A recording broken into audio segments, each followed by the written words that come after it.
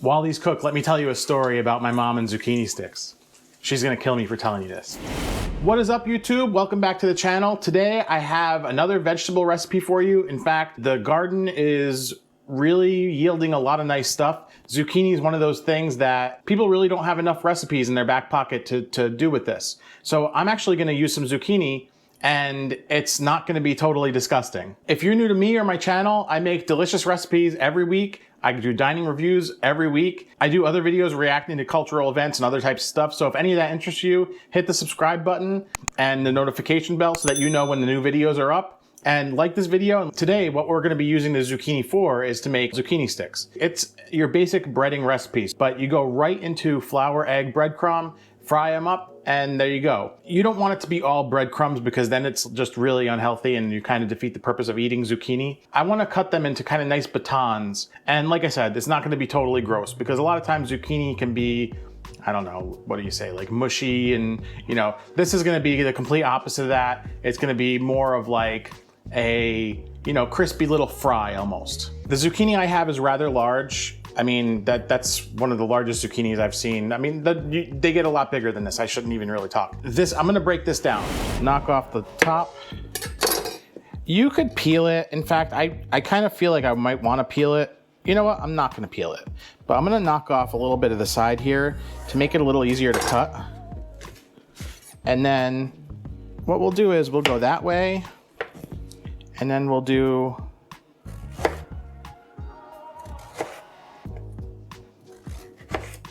that. And what I'm really looking for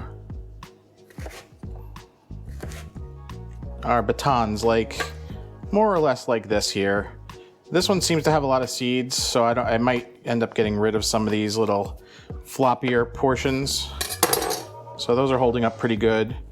And then we'll cut the rest of this.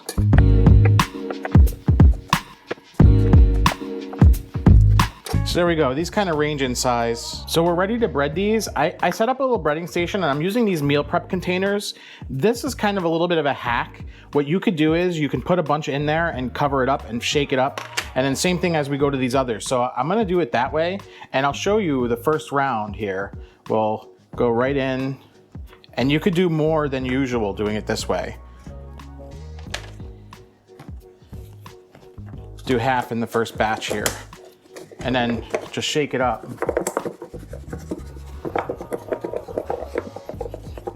See that? And it kind of, they sell products that actually drain out the excess flour.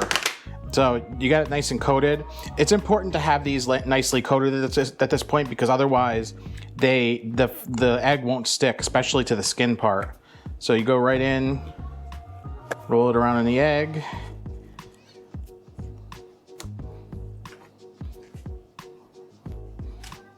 Do a couple of these here. Move some more to the egg. This part is a little time consuming, and depending on how small you cut these, it could be tedious. So I would say cut them a little bigger.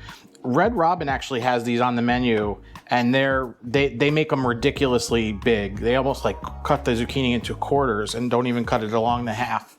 Now that we got that, use this, shake it up.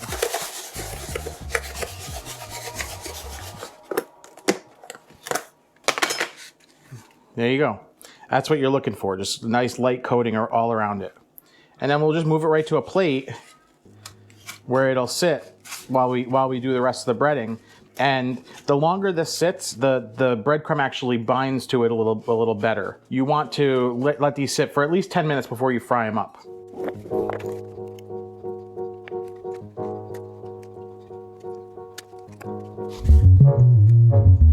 So you can see, as far as the proportions, I used 2 eggs, I used about a half a cup of flour, and about a cup of panko breadcrumbs.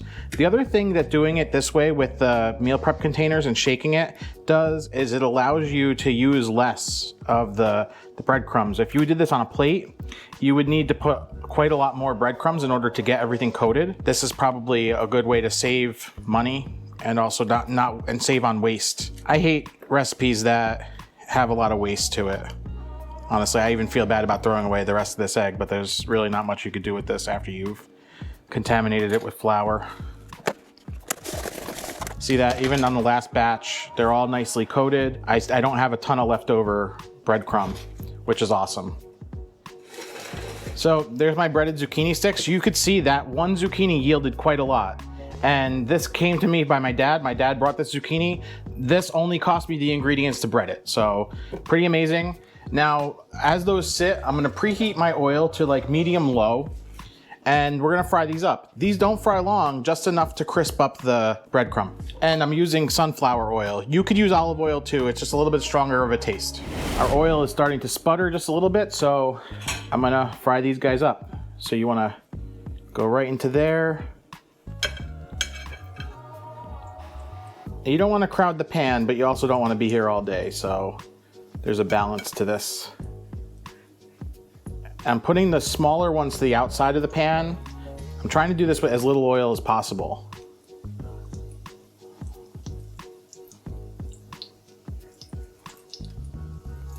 I think I could squeeze one more right there.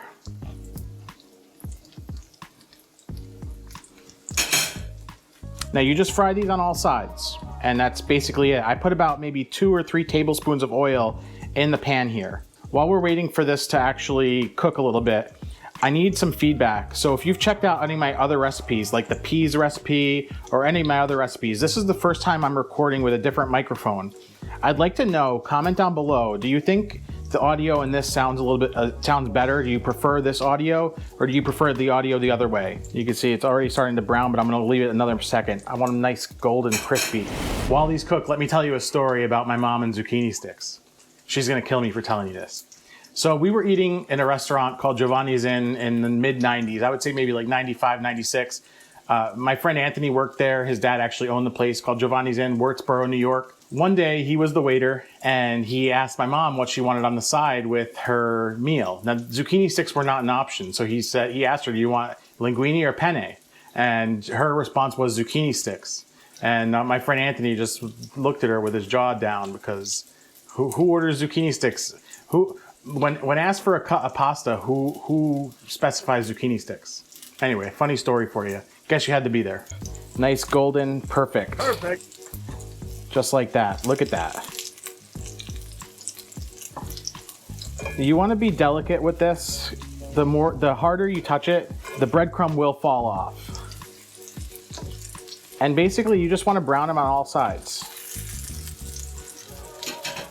Some of these are ready to start coming out. The smaller guys, look at that, perfect. Perfect. There we go. Good. This one has another distinct side. You don't want raw breadcrumb and egg, so the thicker ones might need to cook a little longer. The zucchini is one of those things that actually tastes pretty good al dente, so don't go crazy cooking these. Just brown up the breadcrumb. That's enough there. Here's a serious hack. Do the same thing with mozzarella sticks. Do the same thing with calamari. This basically is your standard restaurant breading. So this can be adapted to anything. Eggplant, calamari, like I said, mozzarella sticks, go for it. Really important, we didn't season these at all, any of the breadcrumb or anything, so salt them as soon as they get out. All right, so my zucchini sticks are ready.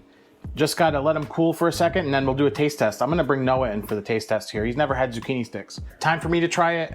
I'm gonna try one that actually has a little bit of the skin on it. Really crispy.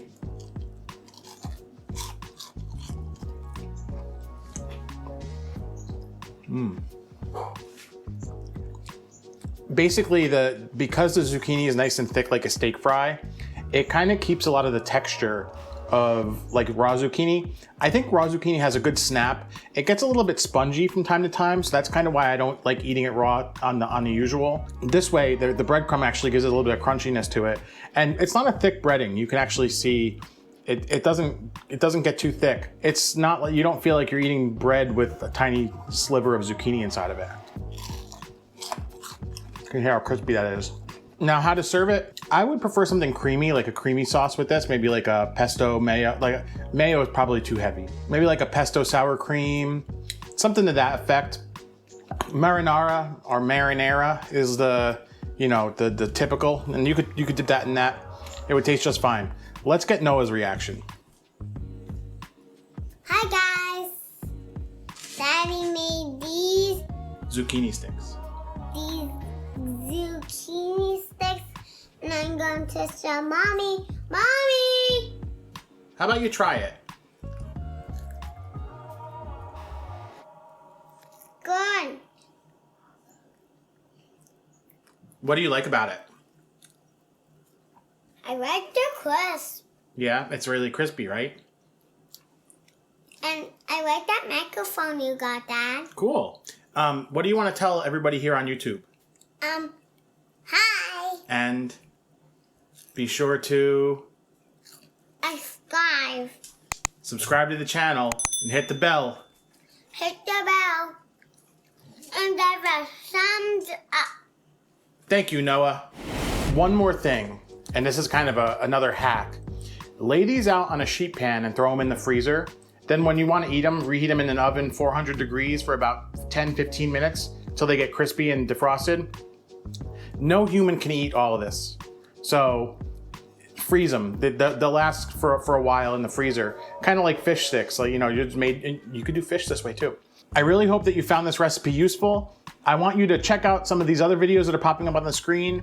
I'll put some other awesome recipes as well as a recipe playlist that you could check out. I even made a recipe playlist that is just vegetable recipes. So check that out. It's up on the screen right now. Thank you so much for watching. Hope you have an amazing day. Subscribe, like this video, comment down below with future suggestions, and I hope you have an amazing day.